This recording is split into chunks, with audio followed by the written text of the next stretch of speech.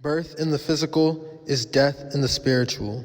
Death in the physical is birth in the spiritual. This is a quote issued by Edgar Cayce, an American attributed clairvoyant who claimed the ability to speak from his higher self through extensive research and experiments revolving around the subconscious mind and realm of dreams, where he stated that all of us were connected timelessly. So for as long as I can remember, and I would say with the paradox of how history repeats itself, there's been this unanswered question that has circled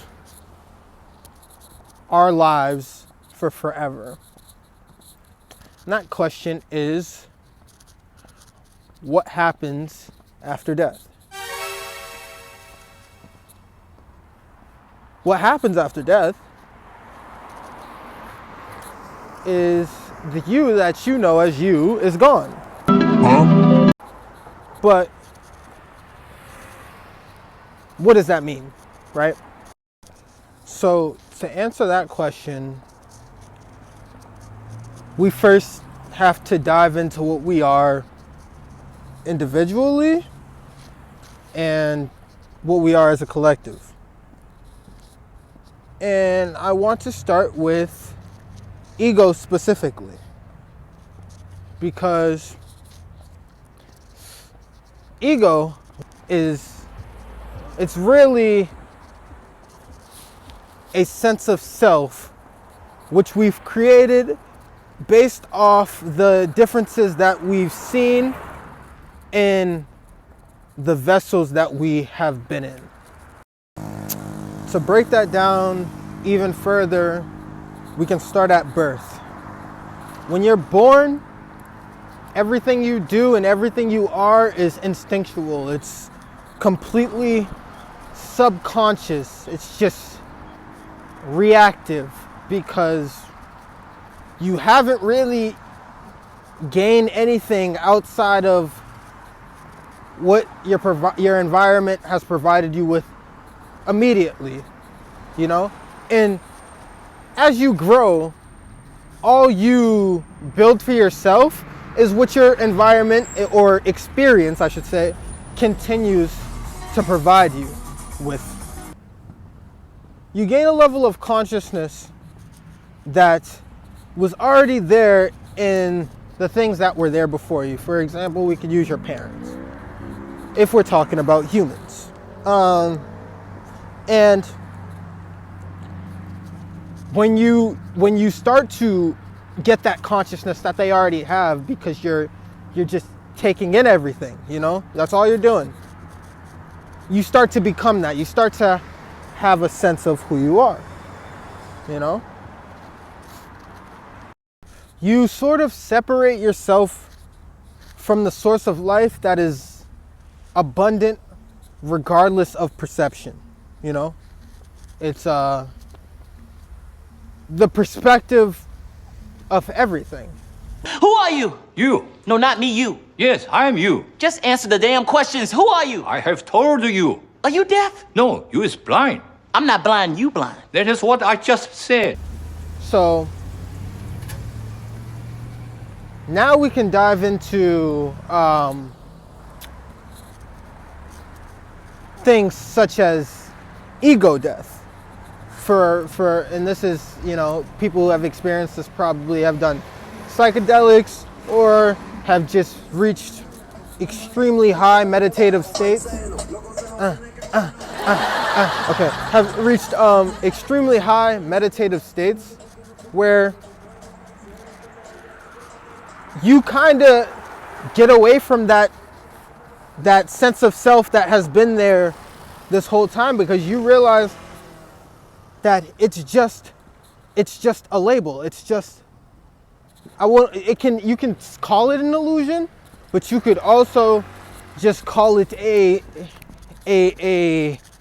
smaller version of the greater self. You just said what? I did not say what. I said you. That's what I'm asking you. And you is answering. Shut up.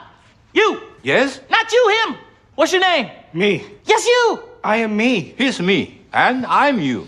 And I'm about to whoop your old ass, man, because I'm sick of playing games. You, me, everybody's ass around here. A great example of this would be someone who often gets in their head when they're in group conversations or just conversations with other people, and they can't flow with the other person because they're so caught up in how they should be, or the expectations they do have for how things should go, you know? So an ego death completely destroys that whole self-perception, because then you're not thinking about the self that is in your individual body. You're thinking about the self that is passing through you in this other vessel or other vessels, you know? It's like when you really step out of yourself, and that's why perspective is so much better than perception. Because perception, you can only see it from two pairs of eyes. Or no, from two eyes, as opposed to, you know, perspective, where you can put yourself in somebody else's shoes, and when you're in somebody else's shoes, you got another pair of eyes to look through. But yeah, now we get to circle back. So how does ego death tie into actual death, or actual death, you know? When we really break down lives, and you think about people saying like, we don't know what happens after death. We do know what happens after death from perspective. We don't know what happens after death from perception, because we can't, because when you die, when this body dies, all that's dying is the sense of self that you have with this body.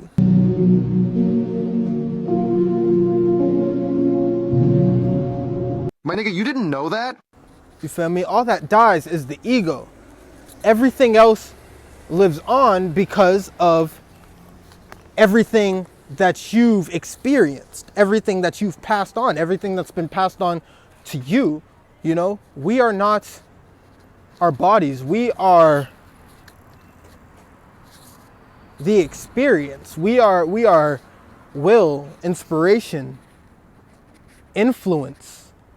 Those things are intangible, but they continue to live on when everyone else dies. You can't know what happens after death. You can know what happens. You can't perceive what happens after death, because death is just a part of life. They're one and the same. There's no separation there, unless you look at it with your ego. What we are internally is something that lives eternally. And what we are from an egotistical standpoint was something that was born. And that means it's something that can also die. But it's constantly happening in the now. That is constantly, somebody just died, somebody just was born. Feel me? Rebirth is passed on when these new vessels pop up. The vessels that were there before them give them what they have. And it just keeps, there's no end and no beginning. It just is what it is. But the illusion that it isn't stays as such a prominent thing because of the ego itself. It's like, think about it. History just repeats itself, like I said earlier, but it looks different because things around us alter. Alteration is constant. But we mistake it for evolution. That's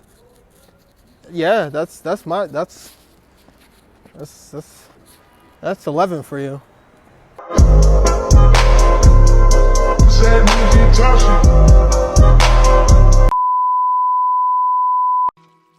Finn, when I die, my individual Earth consciousness is gonna go all over everywhere while Glob tallies my deeds. What? I'm gonna be all around you, in your nose and your dreams and socks. I'll be a part of you in your Earth mind. It's gonna be great. Dude, stop saying all this crazy nonsense. It's making me messed up. I'm 13. You're messing me up.